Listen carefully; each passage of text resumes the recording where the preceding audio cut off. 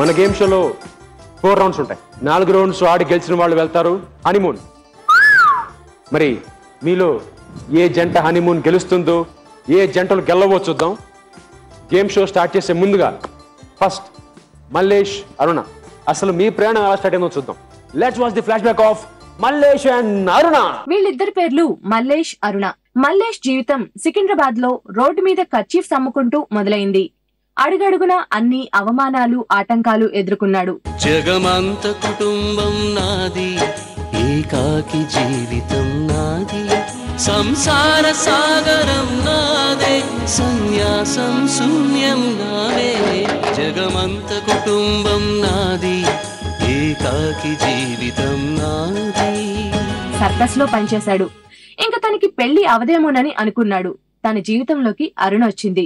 నాలాగా ఉన్న సోదరుల జీవితాలని బాగు చేయాలని అనుకుని ప్రభుత్వంతో పోరాడి వాళ్ళ జీవితాలని నిలబెట్టాడు. ఇప్పుడు మల్లేష్ మరుగుజ్జుల సంఘానికి అధ్యక్షుడు.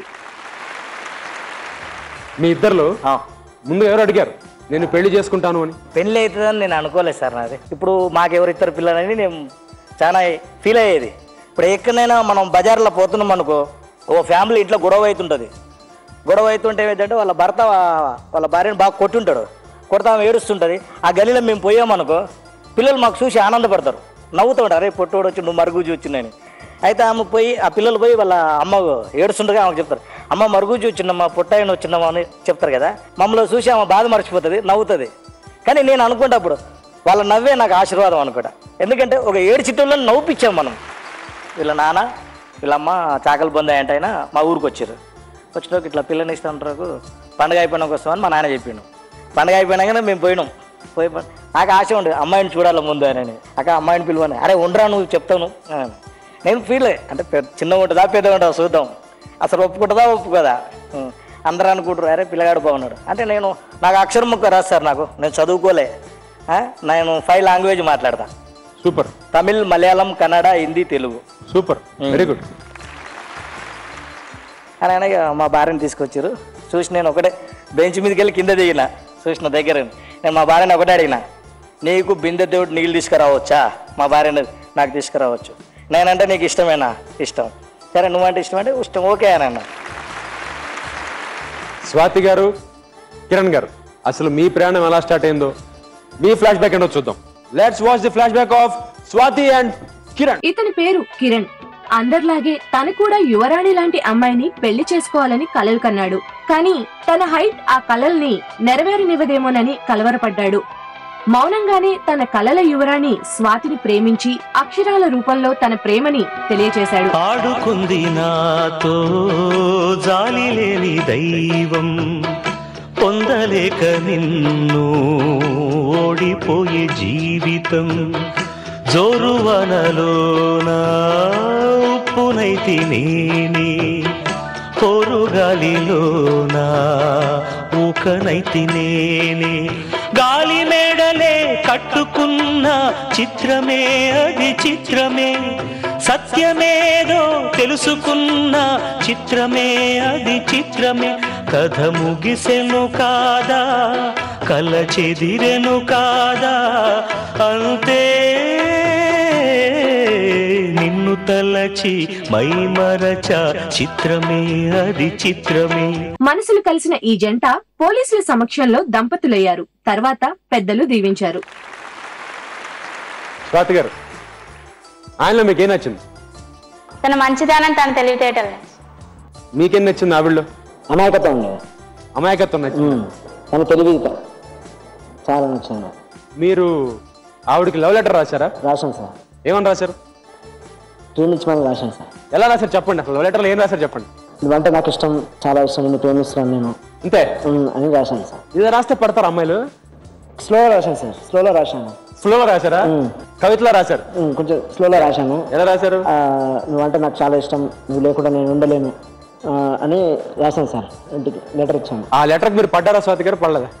ఫస్ట్ ఒప్పుకోలేదండి. ఫస్ట్ ఒప్పుకోలే? ఫస్ట్ ఒప్పుకోలేదు. తర్వాత 2-3 రోజుల తర్వాత నేను మాట్లాడలేదని నేను చాలా భయపడ్డాడు. మా ఇల్లు ఎదురుగా అయితే మాట్లాడింది. తర్వాత ఇక వాళ్ళ చెల్లె ఉండేది, వీళ్ళ చెల్లె. వాళ్ళ చెల్లె వచ్చి మాట్లాడి వెళ్ళిన తర్వాత అన్నయ్య చాలా బాధపడుతున్నాడు అదేనా అంటే, ఇక ఈయన గురించి అన్నీ తెలుసు నాకు, మా ఇంటి ముందటే కాబట్టి చాలా మంచివాడు, ఇంట్లో అందరినీ మంచిగా చూసుకుంటాడు. ఇక నేను ఒప్పుకున్నా. ఇంకా ఆల్ ది బెస్ట్. మల్లికార్జున గారు, విజయదుర్గ గారు, అసలు మీ ఫ్లాష్ బ్యాక్ ఏంటో, మీ కథ ఎలా స్టార్ట్ అయిందో చూద్దాం. Let's watch the flashback of Mallikarjuna and Vijayadurga. నేను పుట్టివేరే మాట్లాడుతున్నాను. నీకు నేను, నాకు నువ్వు అనుకోండి, అది సభనే. ఆ ప్రోగ్రాం గురించి వచ్చారు. ముందు మీకు నా యొక్క నమస్కారాలు. నేను 45లో పుట్టాను, 60లో సినీ ఫీల్డ్కి వెళ్ళాను, ఒక 4 సినిమాలు చేశాను, మీకు తెలుసు. అయితే నాకు 2 పాపలు. పెద్ద పాప లవ్ మ్యారేజే. నాది లవ్ మ్యారేజ్ సంగతి మీకు తెలుసు. ఈమె నా లవరు, ఇప్పుడు లేదు. అయితే నా పాప, పెద్ద పాప అందరిలాగా ఉంది, చిన్న పాప ఆర్టిస్ట్, మీకు తెలుసు, విజయదుర్గ. నమస్తే అండి, నా పేరు విజయదుర్గ. అంటే వీరయ్య గారు అమ్మాయి అంటే బాగా గుర్తుపడుతుండొచ్చు. మాది లవ్ మ్యారేజ్ అండి. అందరూ లవ్ మ్యారేజ్ అంటే అబ్బాయి అమ్మాయి ఇష్టపడితే లవ్ మ్యారేజ్. నాది లవ్ విత్ అరేంజ్డ్ మ్యారేజ్. ఎందుకంటే మా ఆయన చూసిన వెంటనే పెళ్లి చేసుకుంటా అని చెప్పి డైరెక్ట్ నన్ను ప్రపోజ్ చేశారు. ప్రపోజ్ చేసిన తర్వాత డైరెక్ట్ వచ్చి డాడీతోనే మాట్లాడేశారు. నేను కృష్ణనగర్లో అంకుల్ షాప్ పక్కన ఫాస్ట్ ఫుడ్ సెంటర్లో పనిచేస్తున్నాను. అప్పుడు తను వచ్చిపోతుండేది వాళ్ళ షాప్కు.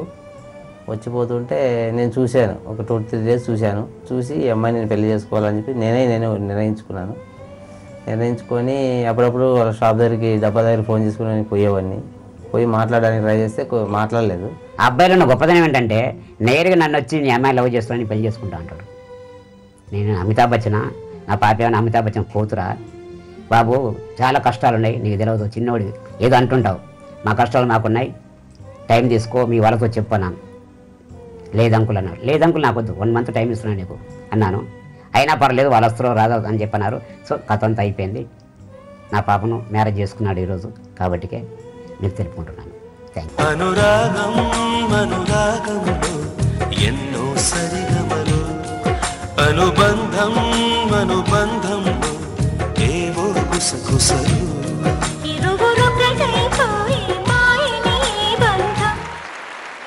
మీరు ఆవిడ్ని ప్రేమించి పెళ్లి చేసుకుందాం అనుకున్నప్పుడు మీ ఇంట్లో ఎలా రియాక్ట్ అయ్యారండి? నేను ఫోన్ చేసి చెప్పాను, ఇట్లా ఒక అమ్మాయిని చూశాను, లవ్ చేశాను, ఆ అమ్మాయిని పెళ్లి చేసుకుంటాను నేను, మీరు రండి అని పిలిచాను. వాళ్ళకి ధైర్యం, చేసుకోడు అనే ధైర్యం. ఓకే, చాలా ప్రేమ ఎక్కువ నేనంటే వాళ్ళకు.